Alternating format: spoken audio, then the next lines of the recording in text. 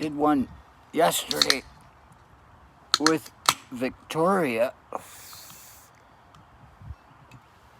whom you can see more of if you look into my playlist called There's Someone for Everyone. She comes to see me quite a bit, it seems. Nice to have someone around that you can really be in touch with.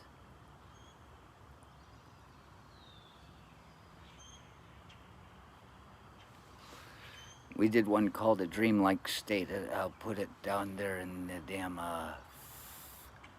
description, I suppose, probably. If I ever get around to it. But I talked about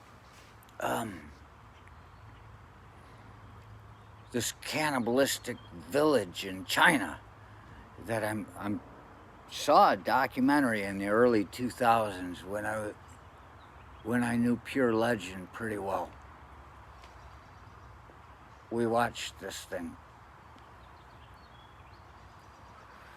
And it looked like it was about the time of the Cultural Revolution. The idea of people eating cannibalistic village, they just started eating people, and still at the time of the documentary, they were still eating people. And I decided when I was over there, maybe I'd better not go, you know. At the time of the Cultural Revolution. Now you see that? There's something we can do. Learn a few things from the Chinese. They've already gone through it. They have the study, they have the results. Called a quasi-experiment. I'm sure nobody was being, well, close enough to a real experiment, because everybody, when I was over there, still had pictures of Chairman Mao on the wall. Even in Tibet, the Mao on the wall. I was told that they hated him by an external source, my liaison, but they would keep that up just in case the Chinese army showed up. There was a picture of Mao up there above these candles burning.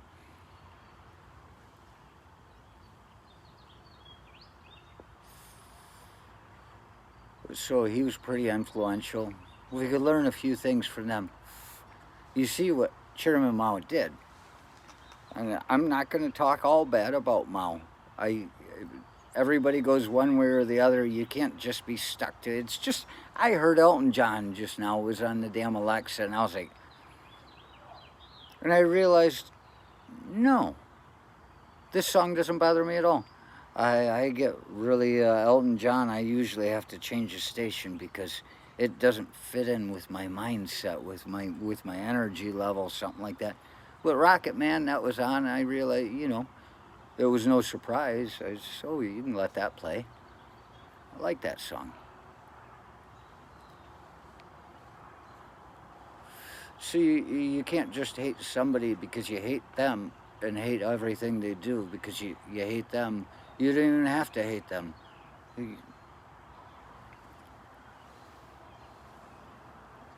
So Mao, he started the railroads. He got the railroad system going all over China. He was deathly afraid of flying, I guess. And there was this one, they were supposed to all go on with all his cabinet members and all these people. And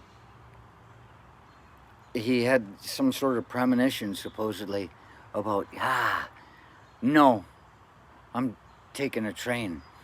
And they all got on the airplane, all his cabinet members, all these important political people, and the plane crashed and they all died, and he survived because he was on the train and not on the plane. I'm sure there was an automobile, but I'm willing to bet Steve Martin and John Candy weren't there. Or you could ask, did he have that plane go down in flames to get rid of all the people that might argue against what he wanted to do? You can look at it both ways. But the thing is, after that, he set up the whole railroad system through China. And it's fantastic.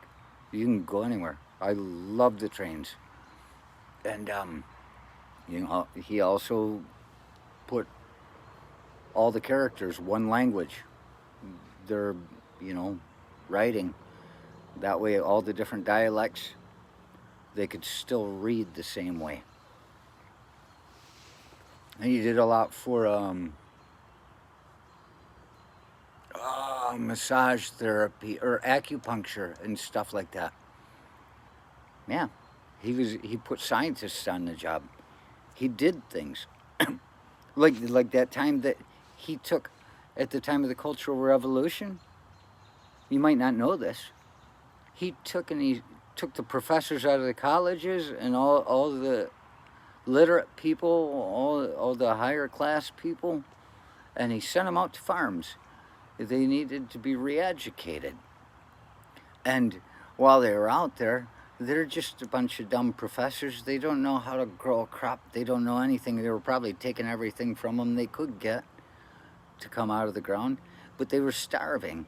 And there was stories about them having to peel, like, you see that brick molding with the paint coming off it? That would have been the work of a Chinese man, a professor that's out on the farm.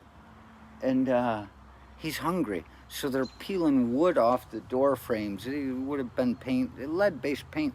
They're immune to it. They've been eating it for so many years. Yeah, they were eating leather from their shoes. They were starving to death. And I figure that's where the cannibalism come up. So, yeah, that's all we have to do. Take all our smart people and all the people that are teaching all these lies to the kids, send them out to the farm. Let them be out there and think about it for a while. You know, what would be a better way other than starving to death? How about we just all eat each other?